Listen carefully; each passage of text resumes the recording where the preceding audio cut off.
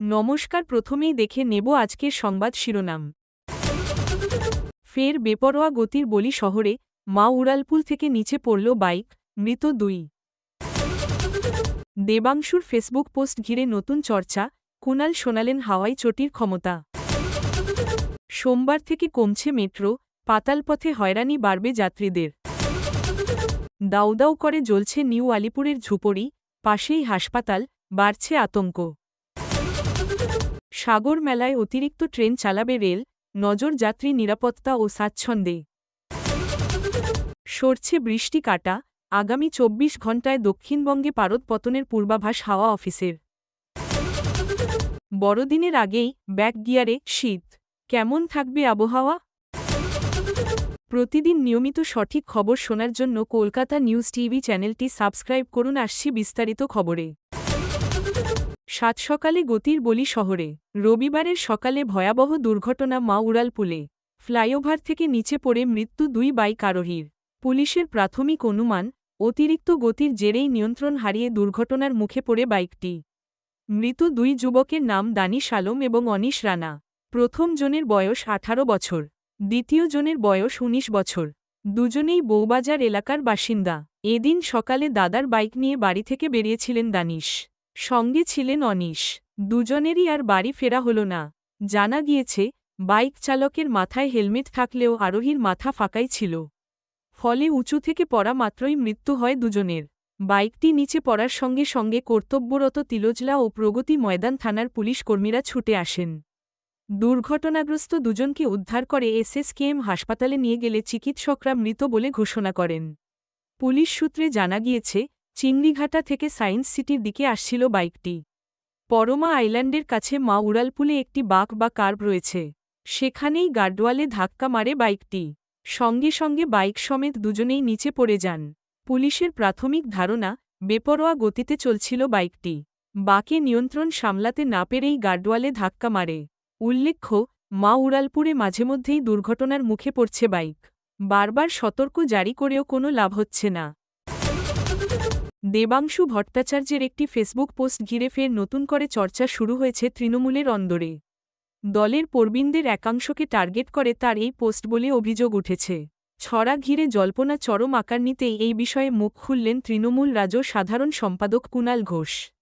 শনিবার বেলায় তৃণমূলের আইটি সেলের ইনচার্জ দেবাংশু ফেসবুকে একটি 4 লাইনের ছড়া পোস্ট করেন। লেখেন, হাসছে ওরা, ঠাট্টা করে বলছে দেখো, বড়র সাথে ছোটরা সব করবে লড়াই। পিঁপড়ে ভেবে ভাবছ যাদের ভীষণ ছোট, অত বড় আরশোলাকে বইছে ওরাই। এমন লেখা সোশ্যাল মিডিয়ায় আসতেই দলে নবীনদের একাংশকে কি উপেক্ষা করা হচ্ছে বলে জোর চর্চা শুরু হয়। একই সঙ্গে প্রবীণদের একাংশের উদ্দেশ্যেই যে দেবাংশুর এমন নিশানা বলেও অভিযোগ ওঠে। স্বভাবতই বিতর্ক বাড়তে দুপুরের দিকে নিজের পোস্ট এডিট করে ছড়ার নিচে একটি লাইন লিখে দেন দেবাংশু। জানিয়ে দেন, ছড়াটি লোকসভা ভোটের আগে লেখা। কিন্তু এরপরই ফের প্রশ্ন ওঠে, যদি ভোটের আগেই লেখা হয়, তখন প্রকাশ না করে হঠাৎ এখন কেন সেটি পোস্ট করলেন? বিশেষ করে যখন দলবিরোধী ও দুর্নীতির অভিযোগে একাধিক নতুন প্রজন্মের নেতার বিরুদ্ধে কড়া ব্যবস্থা নিয়ে জিরো টলারেন্স নীতি গ্রহণ করছে তৃণমূল। তখনই কেন এমন পোস্ট? নতুন সপ্তাহের শুরুতেই মেট্রো পেতে হয়রানি বাড়বে যাত্রীদের। 7-9 সকালের দিকে 14 মিনিটের ব্যবধানে পাওয়া যাবে ট্রেন। সোমবার থেকে এক ধাক্কায় অনেকটাই কমে যাচ্ছে মেট্রোর সংখ্যা। আপ ডাউন মিলিয়ে দিনে 40টি করে মেট্রো কম চলবে।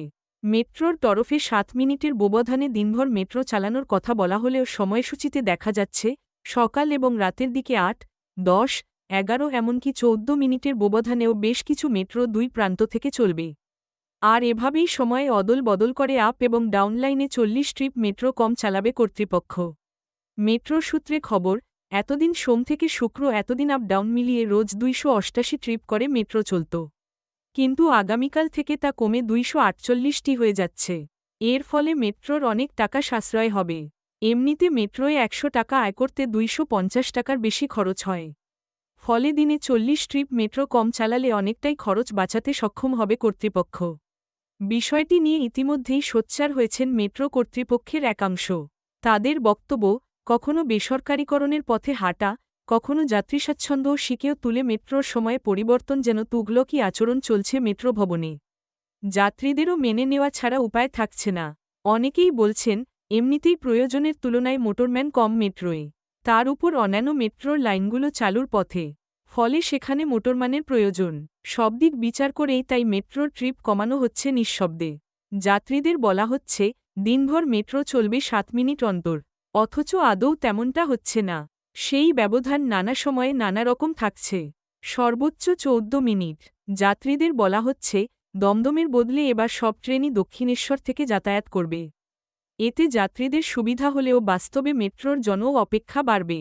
কারণ এতদিন দিনের একটা বড় সময়ে 6 মিনিট অন্তর ট্রেন চলত। তবে আপাতত পরীক্ষামূলকভাবেই এই পরিষেবা বলে জানানো হয়েছে কর্তৃপক্ষের তরফে। মেট্রোর যে সময়সূচি পাওয়া গিয়েছে তাতে দেখা যাচ্ছে সকালের প্রথম একটি মেট্রোর ব্যবধান থাকছে 14 মিনিট, পরের দুটির 11, তারপরের তিনটি 10 মিনিট, একটি 9 মিনিট, চারটি 8 মিনিট, তারপরে 7 মিনিট অন্তর চলবে। 106টি ট্রেন চালানো হবে। রাত বাড়লে আবার 4টি 8 মিনিট এবং দুটি ট্রেন 10 মিনিট অন্তর ছুটবে। মেট্রো রেলের মুখ্য জনসংযোগ আধিকারিক রাকেশ কুমার বলেন, এটা পরীক্ষামূলকভাবে করা হচ্ছে। প্রয়োজনে 2 মেট্রোর ব্যবধান কমানো হবে ভবিষ্যতে। কলকাতায় ফের ভয়াবহ আগুন। দক্ষিণ কলকাতার নিউ আলিপুর এলাকার একাধিক ঝুপড়িতে আগুন লাগে শনিবার সন্ধ্যায়। নিমেষে সেই আগুন দ্রুত ছড়িয়ে পড়ে। প্রাথমিক তথ্য অনুসারে দমকলের 16টি ইঞ্জিন সেখানে গিয়েছে। ঘটনাস্থলে গিয়েছেন রাজ্যের মন্ত্রী অরূপ বিশ্বাস ও কলকাতার মহানাগরিক ফিরহাদ হাকিম। গতকাল তপসিয়ার বস্তি ভয়াবহ আগুন লেগে ভস্মীভূত হয়ে গিয়েছে।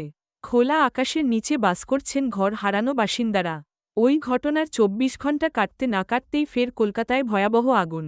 দুর্গাপুর ব্রিজের নিচে থাকা ঝুপড়িতে ওই আগুন লেগেছে। লেলিহান শিখা চারদিকে ছড়িয়ে পড়ে। পুলিশ ও স্থানীয় সূত্রে জানা গিয়েছে এদিন সন্ধে 7টার দিকে দুর্গাপুরের ব্রিজের নিচের ঝুপড়িতে আগুনের শিখা দেখা যায়। শীতের হাওয়ায় সেই আগুন নিমেষে ছড়িয়ে পড়ে। ওই এলাকার পাশেই রয়েছে একটি বেসরকারি হাসপাতাল। ফলে সেই হাসপাতালের নিরাপত্তা নিয়েও প্রশ্ন উঠেছে।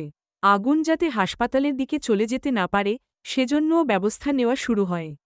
আগুন নেভাতে একে একে দমকলের ইঞ্জিন পৌঁছতে শুরু করে। আগুন একসময় ব্রিজের অংশও ছুঁয়ে ফেলেছিল। আগুনের উত্তাপে ব্রিজের অংশ থেকে ধোঁয়া বার হতে থাকে। গাড়ি চলাচল বন্ধ করে দেওয়া হয়। ব্রিজের নিচ দিয়ে গিয়েছে শিয়ালদহ বজবজ শাখার রেললাইন। ঘটনাস্থলের অদূরেই নিউ আলিপুর রেল স্টেশন। আগুনের কারণে ওই শাখায় ট্রেন চলাচল বন্ধ করে দেওয়া হয়। নির্দিষ্ট নিরাপদ দূরত্বে সরিয়ে ফেলা হয় সাধারণ মানুষদের। গোটা এলাকা ঘিরে ফেলে চলে আগুন নেভানোর কাজ। ব্রিজের উপর থেকেই নিচে পাইপে করে জল দেওয়া চলে। ল্যাডার দিয়েও জল দেওয়া হয় আগুন নেভানোর জন্য। পাশাপাশি ঠান্ডা রাখতে ব্রিজেও জল দেওয়া হয়। ঝুপড়ি এলাকা থেকে একাধিক বিস্ফোরণের আওয়াজ আসে। অনুমান করা হয় সেখানে সিলিন্ডার বিস্ফোরণ হতে থাকে। তার জেরে আগুনের তীব্রতা আরও বাড়ে। পরিস্থিতির গুরুত্ব বিচার করে সেনাবাহিনীও নামানো হয়। বিশাল পুলিশ বাহিনীও ঘটনাস্থলে রয়েছে। সাগর মেলার জন্য অতিরিক্ত ট্রেন চালাবে রেল। কয়েক লক্ষ পুণ্যার্থীর ভিড় সামাল দিতে কোমর বাঁধছে তারা। শুধু অতিরিক্ত ট্রেন চালানো নয়, যাত্রী সুরক্ষা থেকে স্বাচ্ছন্দ্যর প্রস্তুতিও শুরু হয়ে গিয়েছে ইতিমধ্যে। উল্লেখ্য, মুখ্যমন্ত্রী মমতা বন্দ্যোপাধ্যায় আগেই রেল কর্তৃপক্ষের কাছে অতিরিক্ত ট্রেন চালানোর আর্জি জানিয়েছিলেন। সেই কথা রেখে অতিরিক্ত কত ট্রেন চালাবে রেল? পৌষের শেষ তথা জানুয়ারির মাঝামাঝি গঙ্গাসাগরে সাগর মেলা। শুধু বাংলা নয়, ভিনরাজ্য থেকেও পুণ্যার্থীরা আসেন মেলায়। এমনকি বিদেশ থেকেও মেলায় যোগ দেন অনেকে। তাদের সুবিধার কথা ভেবেই 12 জানুয়ারি থেকে 16 জানুয়ারি পর্যন্ত 72টি বিশেষ ট্রেন চলবে। কাকদ্বীপ ও নামখানায় বাড়তি 5টি করে টিকিট কাউন্টার খোলা হবে। এই দুই স্টেশনে টিকিট কাটার যথাক্রমে 15টি ও 5টি স্বয়ংক্রিয় মেশিন থাকবে। শনিবার শিয়ালহের ডিআরএম ডিভিশনের কর্তাদের সঙ্গে বৈঠক করেন প্রস্তুতি নিয়ে। ঠিক হয়েছে, যাত্রীদের সহায়তায় থাকবে আরপিএফ, সিভিল ডিফেন্সের কর্মীরা। রেল সূত্রে জানানো হয়েছে শিয়ালদহ, কলকাতা, নামখানা, কাকদ্বীপে তীর্থযাত্রীদের জন্য তৈরি হবে হেল্প বুথ, শৌচালয়, পানীয় জলের বুথ, স্বাস্থ্য পরীক্ষা শিবির। ভিড়ে নজরদারি করতে শিয়ালদহে 28টি ও নামখানায় 22টি বাড়তি সিসিটিভি বসানো হবে। মেলার ভিড়ের সুযোগে ভিন রাজ্য থেকে অপরাধীরা এসে যাতে অপরাধ সংগঠিত না করতে পারে এজন্য স্টেশন ও ট্রেনে সাদা পোশাকের পুলিশ নজরদারি রাখবে। উল্লেখ্য, সাগর মেলায় ভিড় সামাল দিতে অতিরিক্ত ট্রেন চালানোর কথা বলেছিলেন মুখ্যমন্ত্রী। সেইমতো অতিরিক্ত ট্রেন চলবে। পাশাপাশি রাজ্যের তরফে অতিরিক্ত বাস, ভেসেলের ব্যবস্থাও রাখা হচ্ছে। পৌষের শুরুতে বৃষ্টি কাটা আটকে দিয়েছিল শীতের দাপুটে ইনিংস। শুক্রবার রাত থেকে শনিবার দিনভর কখনো হালকা কখনো বিক্ষিপ্ত বৃষ্টিতে ভিজেছে দক্ষিণবঙ্গের 10 জেলা। উত্তরবঙ্গের 2 জেলাতেও এদিন রাত পর্যন্ত বৃষ্টি হয়েছে। মাঝারি বৃষ্টি হয়েছে 2 মেদিনীপুর এবং 2 24 পরগনায় মাঝারি বৃষ্টি। তবে সুখবর শুনিয়েছে হাওয়া অফিস। পূর্বাভাস, রবিবার থেকে আর বৃষ্টির সম্ভাবনা নেই দক্ষিণবঙ্গে। পারদ পতনও হবে অন্তত 2 থেকে 3 ডিগ্রি। আলিপুর আবহাওয়া দপ্তরের পূর্বাঞ্চলীয় শাখার আঞ্চলিক অধিকর্তা সোমনাথ দত্ত জানিয়েছেন, রবিবার দার্জিলিং ছাড়া আর কোথাও বৃষ্টি নেই। পাহাড়ে হালকা তুষারপাত হতে পারে। আরও সুখবর এই যে এদিন থেকেই ক্রিসমাস ও ইংরাজি নববর্ষ উদযাপনের আদর্শ পরিবেশ রাজ্যে। আবহাওয়া শুষ্ক, আগামী 48 ঘণ্টায় 2 থেকে 3 ডিগ্রি পারদ পতন হতে পারে। তবে 72 ঘণ্টা পর থেকে ফের সামান্য বাড়বে তাপমাত্রা। জাকিয়ে না হলেও হালকা শীতের আমেজে কাটবে বড়দিন। বড়দিন এবং বর্ষ শেষের রাতে কলকাতার পারদ 16 থেকে 15 এর মধ্যে থাকতে চলেছে। দক্ষিণের সব জেলায় কাল ভোরে হালকা থেকে মাঝারি কুয়াশা। উত্তরে দার্জিলিং, কালিম্পং, জলপাইগুড়ি, আলিপুরদুয়ার বাদে বাকি সব জেলায় কাল ভোরে ঘন কুয়াশা। কাল উত্তরবঙ্গে খুব ভোরে দৃশ্যমানতা কোথাও কোথাও 200 মিটারের নিচে নামবে। একটি নিম্নচাপ রয়েছে পশ্চিম মধ্য বঙ্গোপসাগর থেকে কিছুটা দূরে। গত 6 ঘণ্টায় 12 কিলোমিটার গতিবেগে এগিয়েছে। অভিমুখ বিশাখাপত্তন। রবিবার বিকেল পর্যন্ত গভীর সমুদ্রে যাওয়া নিষেধ, মৎস্যজীবীদের জন্য নিষেধাজ্ঞা জারি রয়েছে। অন্ধ্র, তামিলনাড়ু উপকূলে নিষেধাজ্ঞা। গত 24 ঘণ্টায় সবথেকে বেশি বৃষ্টি হয়েছে ঝাড়গ্রামে, প্রায় 8 মিলিমিটার। কলকাতায় বৃষ্টি হয়েছে 2 মিলিমিটার। পশ্চিম মেদিনীপুরে 5 মিলিমিটার, পূর্ব মেদিনীপুরে 8 মিলিমিটার। শীতের ছন্দপতন। বেশ কিছুদিন জাকিয়ে ঠান্ডা পড়লেও ফের খামখেয়ালিপনা শুরু করেছে উত্তরে হাওয়া। রবিবার বৃষ্টি কমে তাপমাত্রা নামলেও তা স্থায়ী হবে না। বুধবার বড়দিনের আগে কলকাতা সহ দক্ষিণবঙ্গের তাপমাত্রা বাড়বে বলে জানিয়েছে হাওয়া অফিস। তবে জাকিয়ে শীত না পড়লেও মনোরম আবহাওয়া থাকবে রাজ্য জুড়ে। হাওয়া অফিস জানাচ্ছে, আগামী 24 ঘণ্টায় দক্ষিণবঙ্গের তাপমাত্রা সামান্য কমতে পারে। সোম, মঙ্গলবার সেই তাপমাত্রা বজায় থাকার পর বুধবারের মধ্যে আবার তাপমাত্রা কিছুটা বাড়তে পারে। 2 থেকে 3 ডিগ্রি সেলসিয়াস বাড়তে পারে সর্বনিম্ন তাপমাত্রা। তারপর থেকে আগামী সপ্তাহ জুড়ে তাপমাত্রার খুব একটা হেরফের হবে না। ফলত জাকিয়ে শীতের সম্ভাবনা নেই। তবে বৃষ্টির কোনো পূর্বাভাস নেই। আজ রবিবার কলকাতার সর্বনিম্ন তাপমাত্রা 16.8 ডিগ্রি সেলসিয়াস। গতকাল দিনের সর্বোচ্চ তাপমাত্রা ছিল 21.1 ডিগ্রি। সকালের দিকে সামান্য ধোঁয়াশা, আংশিক মেঘলা আকাশ। বেলা বাড়লে পরিষ্কার আকাশ। ফিরবে শীতের আমেজ। রাতের তাপমাত্রা কিছুটা কমলেও স্বাভাবিকের ওপরেই সর্বনিম্ন তাপমাত্রা।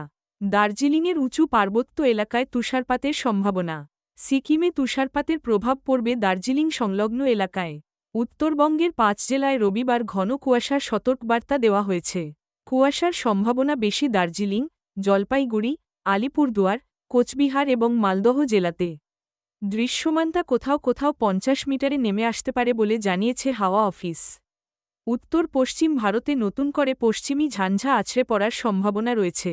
রবিবার 22 ডিসেম্বর এবং শুক্রবার 27 ডিসেম্বর উত্তর পশ্চিম ভারতে ঢুকবে ঝঞ্ঝা। চরম শৈত্যপ্রবাহ হিমাচল প্রদেশে। শৈত্যপ্রবাহ চলবে জম্মু কাশ্মীর, লাদাখ, মুজাফফরাবাদে। ঘন কুয়াশার দাপট দেখা যাবে পাঞ্জাব, হরিয়ানা, চণ্ডীগড়ে। খবর শেষ হলো।